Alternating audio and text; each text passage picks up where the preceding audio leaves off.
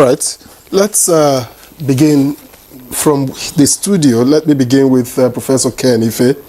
And I'm just imagining how the outcomes of the 2025 World Economic Forum will impact Nigeria's economic development goals, and what opportunities arise from the forum's focus on collaboration and innovation, Prof.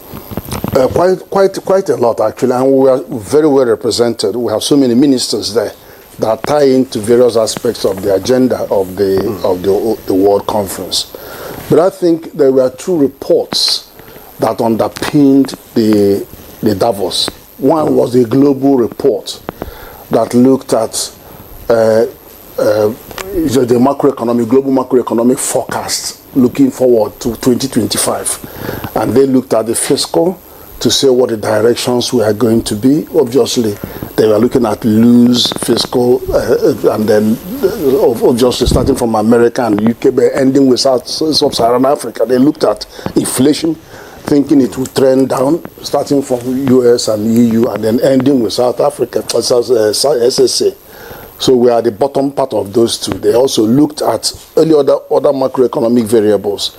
But that report came at the bottom later on and looked holistically at America to say what are the major things that are going to happen in the American economy. They looked at wage increases, they looked at inflation, they looked at, and then that was underpinned by the president coming in to give his own address. And what he said obviously collaborated what that report actually projected.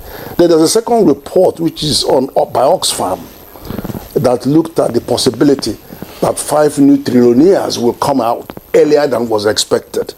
But then ended up saying that 60% of their wealth are generational wealth and cronyism and all that stuff.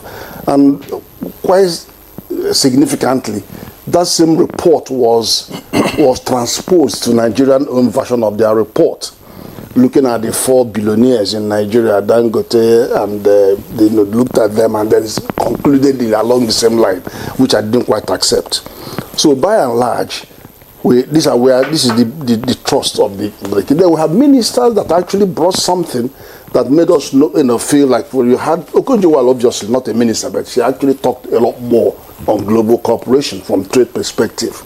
But we had the vice president, which is leading charge. Then we had the minister for trade and industry hammering on digital trade, and then you have the minister for digital economy talking more about digital infrastructure and the use, more prevalent use of AI, and then building out literacy. So we've got all that. Then you have the health minister that was, coming out with lots of initiatives, and it's getting traction. So there are lots of things that we connected with, and we had the minister that gave us very good representation.